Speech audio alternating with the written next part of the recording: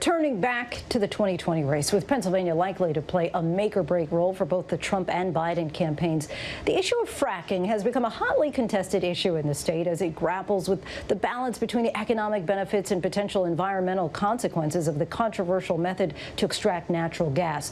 So our Terry Moran traveled to western Pennsylvania to see how the debate is playing out there on the ground. Western Pennsylvania, where the skylines show you this proud region's history of economic prosperity, hardship, and nature's awe-inspiring beauty. This was steel country, but the big mills are long gone. And now people here are grappling with a reckoning over fracking. That's the process for extracting natural gas by injecting water, sand, and chemicals deep underground. And it's become a huge issue in this critical battleground state. Biden, he wants to end fracking, end petroleum products, end petroleum, no natural gas, no nothing, end everything, and that's it. How does that work in Texas? How does that work in Pennsylvania? I am not banning fracking. Let me say that again. I am not banning fracking, no matter how many times Donald Trump lies about me. Pennsylvania's Democratic Lieutenant Governor John Fetterman sketches the sharp divide over the issue. Fracking remains controversial in Pennsylvania because some people feel that it's an environmental risk we can't take.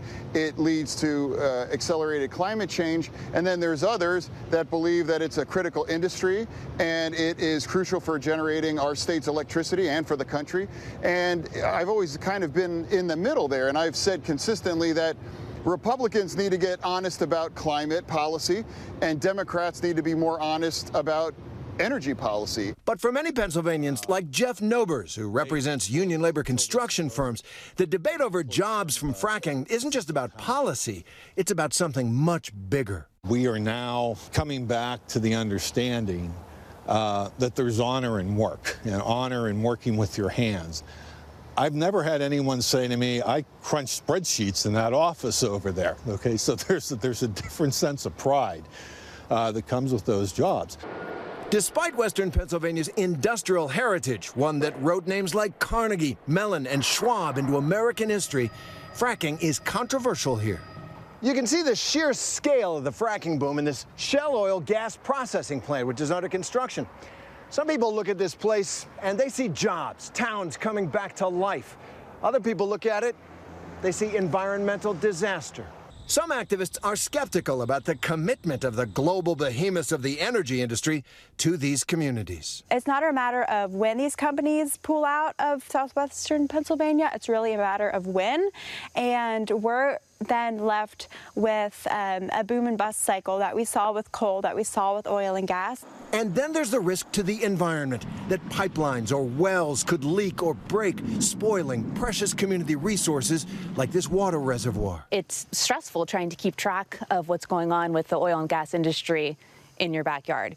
There's the environmental impacts, there's the health and public safety concerns, and all of this is compounded by the industry's lack of transparency. These concerns are echoed across the state, especially when it comes to the impacts on communities of color. It's simply created a gap in environmental policy that deals with clean water, clean air. In a large part, the fracking industry has been one of the biggest barriers to that conversation because they hold a lot of political power around the state. They control a lot of statewide environmental policy. Still, in a state where the pandemic-era unemployment rate is higher than the national average, the push and pull between economic security and protecting the environment remains. We're not ashamed of the fact that we look to industry to continue to drive the economy here. We ask that you do it as clean as possible, and we'll work with you. And it really is a much better than what was previously in that area. Just down the road in the tight-knit town of Aliquippa, you don't see much of the fracking boom. Here, where the jobs left and never came back when the steel mills closed, they're waiting. I see all around this part of the country the huge impact that fracking and the energy business is having. How has that impacted Aliquippa? If we've been honest, I mean, we haven't seen the swell from that yet. But if you're asking about a direct impact, it's not an impact right now that I can see. Dwan Walker is the town's mayor with a population of just under 13,000 people. Nearly 30% of those who live here fall below the poverty line.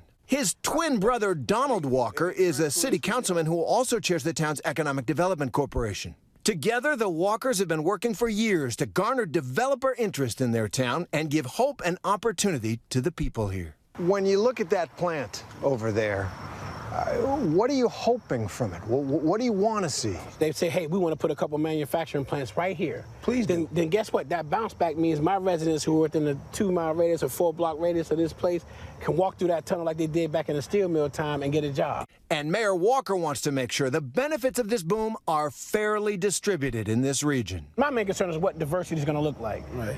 Am I going to see people that look like me in those plants working those jobs when all this stuff is done? Jobs, justice, the environment. The choices in these working class communities are tough ones, and how the voters here sort it all out could decide who wins Pennsylvania in November. For ABC News Live, Terry Moran in Beaver County, Pennsylvania. Our thanks to Terry for that. Hi, everyone. George Stephanopoulos here. Thanks for checking out the ABC News YouTube channel. If you'd like to get more videos, show highlights, and watch live event coverage, click on the right over here to subscribe to our channel. And don't forget to download the ABC News app for breaking news alerts. Thanks for watching.